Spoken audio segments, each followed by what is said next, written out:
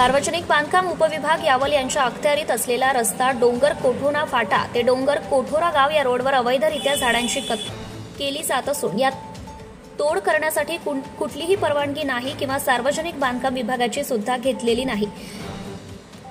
या नंदुरबार सार्वजनिक बांधकाम उपविभाग यावल येथे शासकीय भरणा केलेला नाही। यात परिसरामध्ये वन विभागाचे वनपाल रवी तायडे म्हणून कार्यरत आहेत। एवढी मोठी झाडतोड होत असताना वन विभागाचे अधिकारी कर्मचारी डोळेझाक करून गप्प का बसले असल्याबद्दल सर्व जाणाऱ्या येणाऱ्या नागरिकांकडून निषेध व्यक्त केला जात आहे।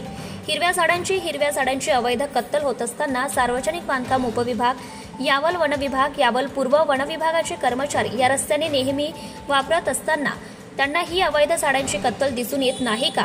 अशा अवैध झाडांच्या कत्तलीमुळे वेळेवर पाऊस पाणी होत नसून बीड जिल्ह्यात केल्यावर वादळ वारा गारपीट होऊन शेतकऱ्यांचं मोठ्या प्रमाणात नुकसान होत आहे।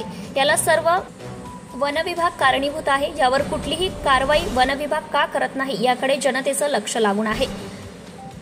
या होत असलेल्या अवैध झाडतोडीवर तात्काळ कार्यवाही करून झाडतोड करणाऱ्या व्यक्तींवर कठोर कारवाई करण्यात यावी अशी जनतेकडून मागणी होत आहे। Subscribe now and press the bell icon. Never miss an update.